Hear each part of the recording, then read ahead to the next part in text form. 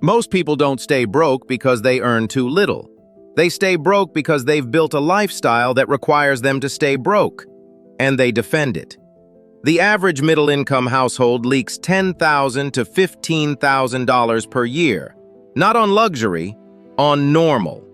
And here's what separates financially stable people from stressed earners. Stable people design constraints. Everyone else drifts. The uncomfortable truth? If your income doubled tomorrow and your system didn't change, you'd still feel behind.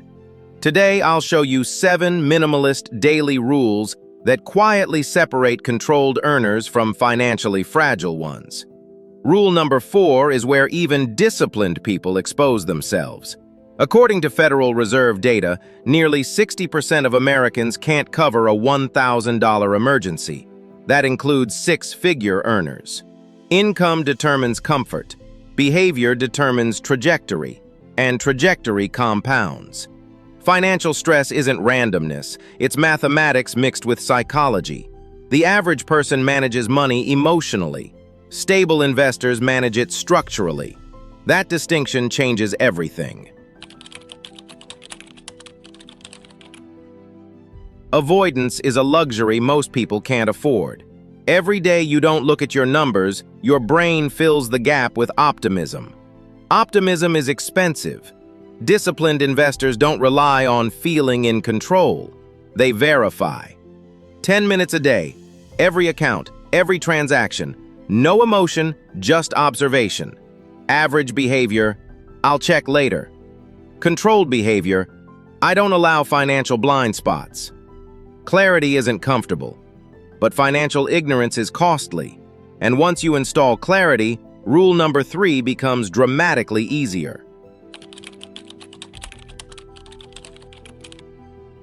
Impulse spending isn't stupidity, it's unmanaged dopamine. Average earners use spending to regulate mood. Stable earners regulate mood without touching capital. That's a skill difference. If you buy 3 $25 impulse items per week, that's $3,900 per year. Not catastrophic, but not neutral either.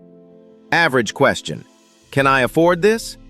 Investor question: does this increase or decrease optionality? The 24-hour rule creates friction, and friction protects capital. High earners don't remove temptation, they engineer delay.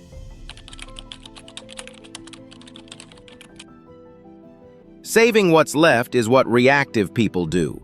Proactive people reverse the order. Automation is identity in action. When you automate $300 out of $3,000, something subtle happens. You stop seeing yourself as someone who tries to save. You become someone who saves. Average earners depend on motivation. Stable earners eliminate the decision entirely. When the choice disappears, discipline becomes automatic. And this is where rule number 4 changes the entire trajectory.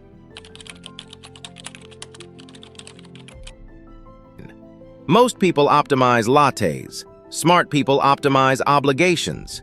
Your rent, your car, your fixed costs. These aren't expenses, they are structural commitments. And commitments remove optionality. 2 people earn $70,000. One chooses a $2,200 apartment, a $600 car payment. The other chooses a $1,400 apartment, a paid-off car. The difference? $16,800 per year. That's not lifestyle, that's leverage. Average earners raise their baseline with every raise. Stable earners protect their baseline because they understand one thing: high fixed costs turn small problems into crises. Low fixed costs turn crises into inconveniences. Your fixed costs determine your freedom. Minimalism isn't aesthetic, it's strategic restraint. Social media trains you to signal wealth. Financially stable people accumulate it quietly. If you invest $500 per month at 7% for 20 years, that's approximately $260,000. No brilliance required, just consistency. Average earners chase visible upgrades. Investors chase invisible compounding. Money is stored optionality, not performance, not applause. Optionality.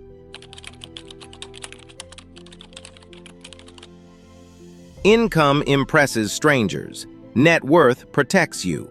If you earn $90,000 and owe $85,000, your lifestyle is inflated. Track one number monthly. Assets minus liabilities. That number is your financial integrity score. When it rises, identity shifts. You stop thinking like a spender. You start thinking like an allocator. Allocators build stability. Spenders build pressure. Elimination doesn't work long-term. Concentration does. Define a reward budget. $150, $200. When it's gone, it's gone. Now pleasure becomes intentional.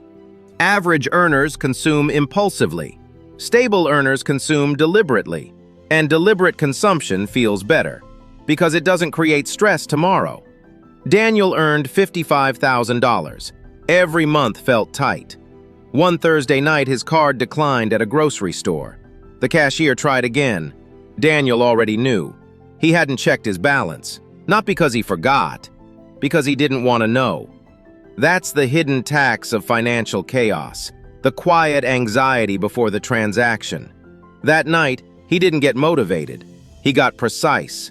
He lowered fixed costs, sold the financed car, automated $200 immediately, checked accounts daily, applied friction to spending. Year 1, $8,000 saved. No raise, no side hustle. 3 years later, emergency fund, no car payment, lower stress baseline. His income barely changed, his identity did. There are two financial archetypes: drifters, designers. Drifters react to income. Designers structure behavior. Drifters hope raises fix pressure. Designers lower pressure first. Money problems are rarely intelligence problems. They are structural discipline problems, and structures compound.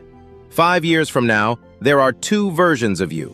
Same intelligence, similar income, different system. One feels constant pressure. One feels controlled freedom. The difference won't be dramatic. It will be daily. You don't accidentally build stability, and you don't accidentally stay broke. Both are engineered. The real question is, are you drifting or are you designing? Start with one rule, because stability isn't intensity.